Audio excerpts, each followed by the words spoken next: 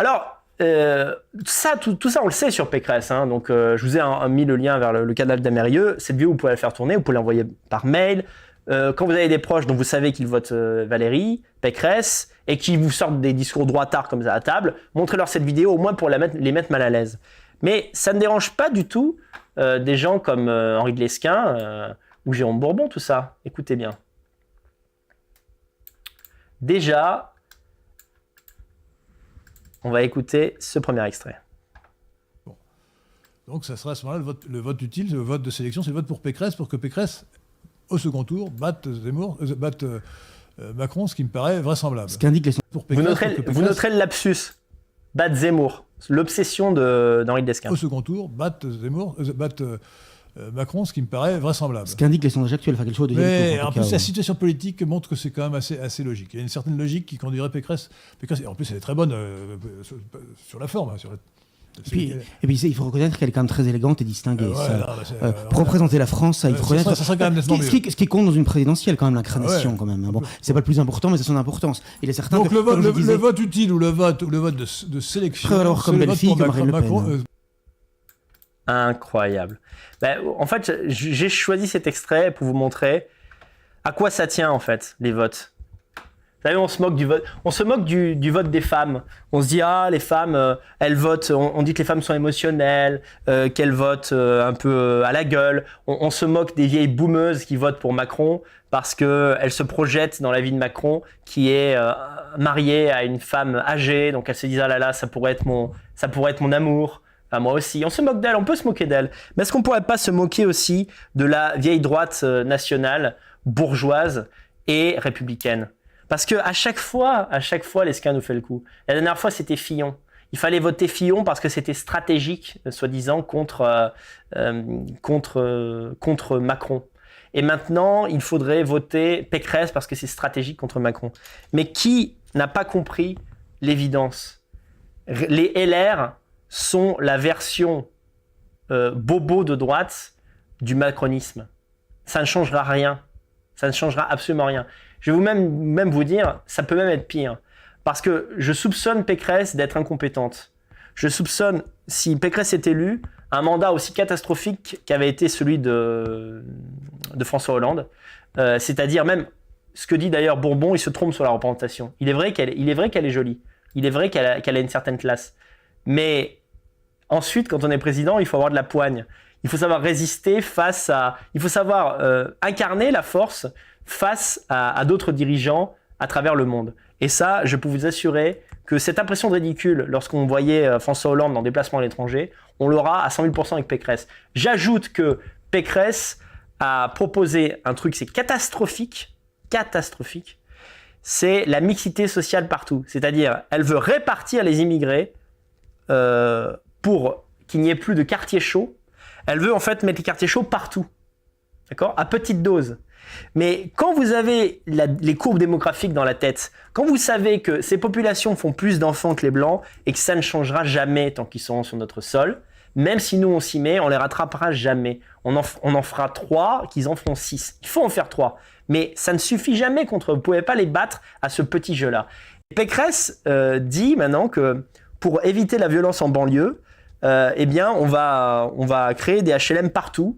On va diffuser, on va les ventiler en fait partout sur le territoire, c'est déjà le cas, mais y compris dans les quartiers qui pour l'instant sont préservés. Alors déjà, je trouve ça très périlleux de sa part, compte tenu de l'électorat qui est le sien, mais si ça se produit, c'est une catastrophe, c'est la pire chose qui puisse arriver à la France. Même la gauche n'a pas fait une telle erreur. Les bobos de gauche se gardent un petit jardin secret dans lequel ils peuvent évoluer sans se faire massacrer en général.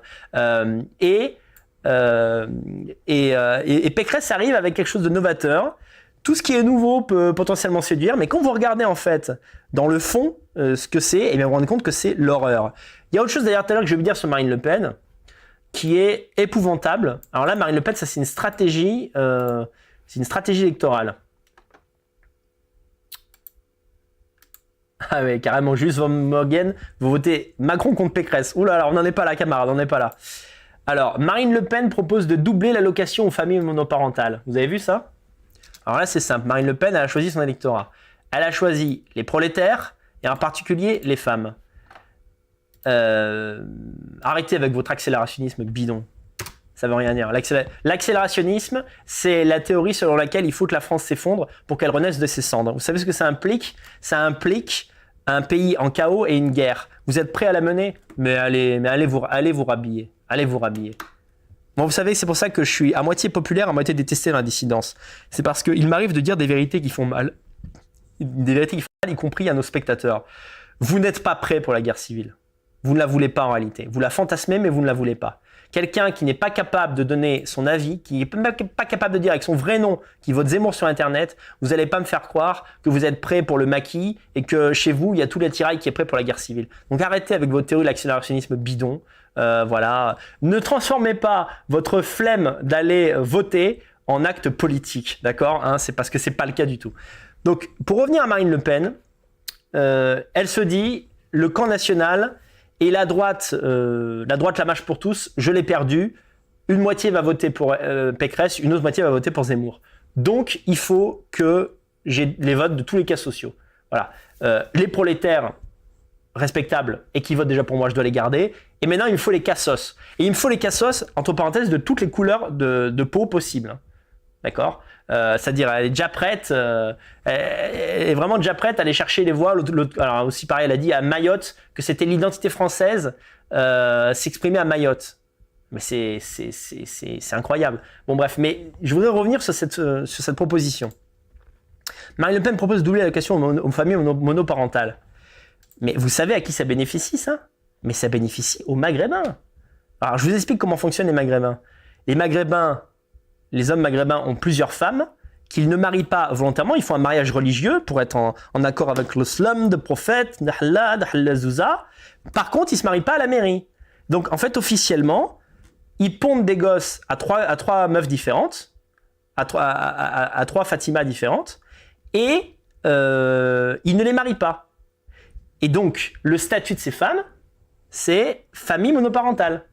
Marine Le Pen propose de leur doubler leur fric. Alors bien sûr, dans le lot, il y aura des pauvres, des prolétaires blanches qui ont divorcé de leur mari. Entre parenthèses, d'ailleurs, une telle formule les motivera peut-être plus encore à divorcer. Donc ça peut bénéficier à quelques femmes blanches pauvres. Mais dans la France d'aujourd'hui, ça, c'est un grave coup porté à notre sang.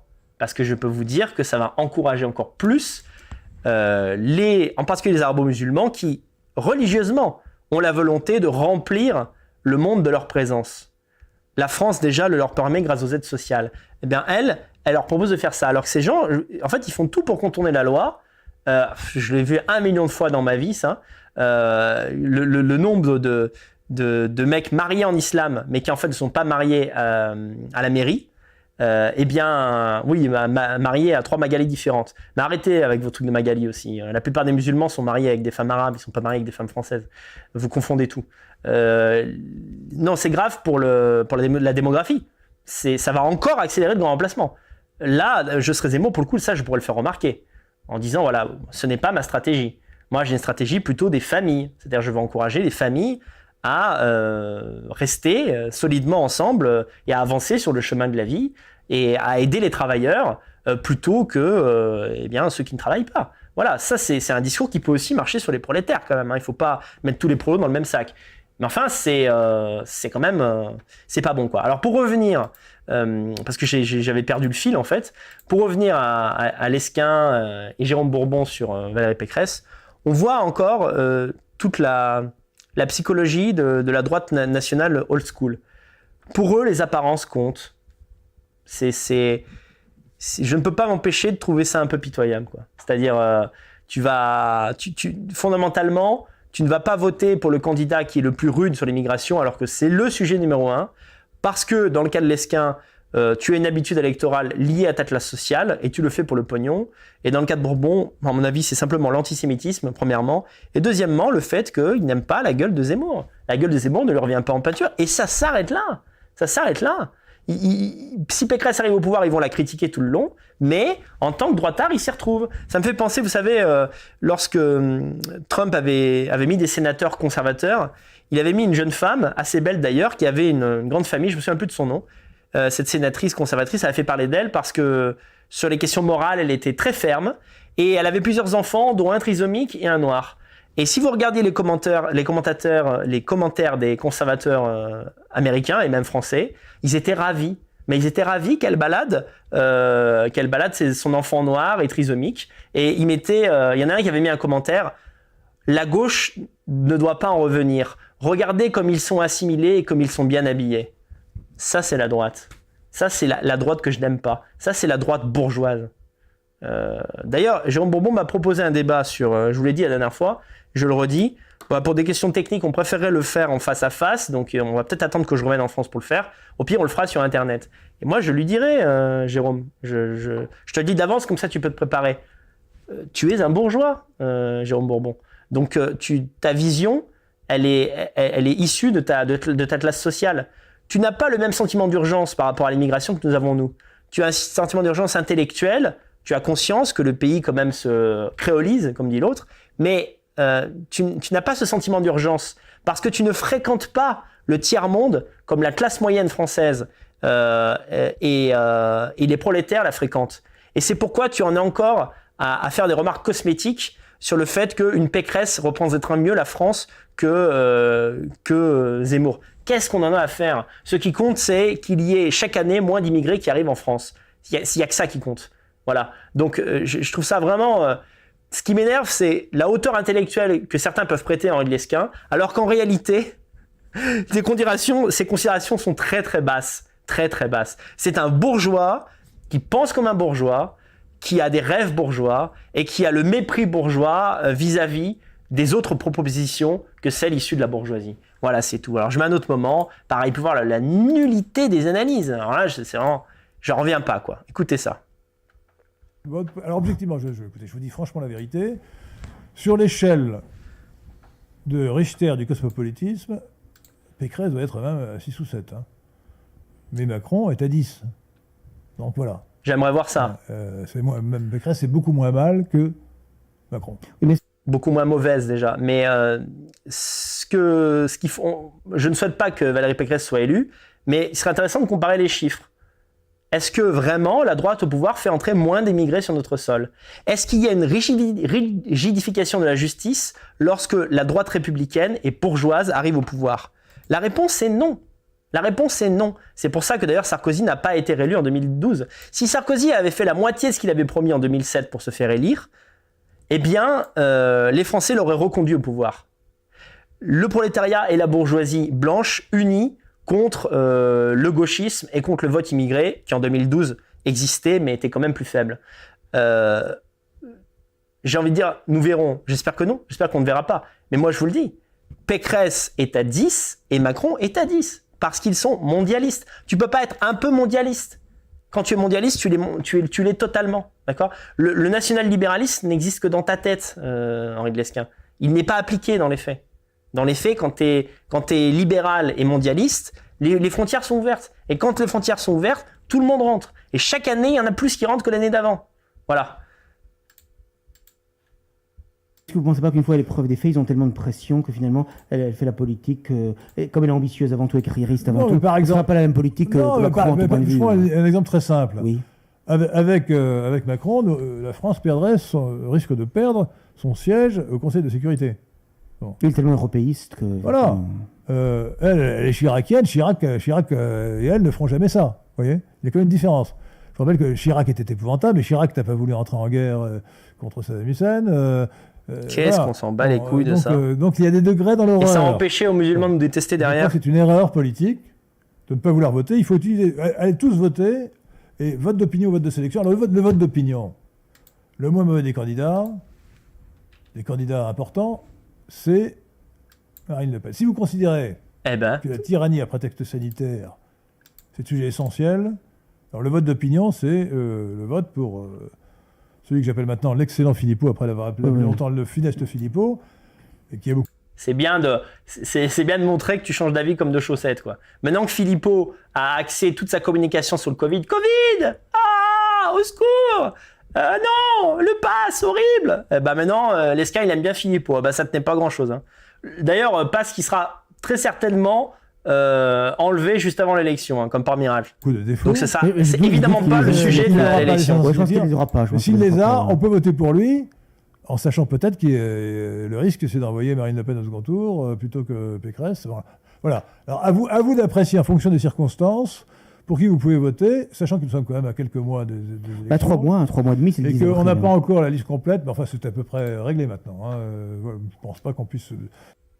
Donc voilà, ils ne voteront pas Éric Zemmour, mais en plus de ça, ils voteront sans doute Valérie Pécresse, en tout cas Henri de Lesquen. Alors quand on a entendu les propos de Valérie Pécresse, récents, sur LCI je crois, en fait on comprend que c'est actuel, son antiracisme est actuel.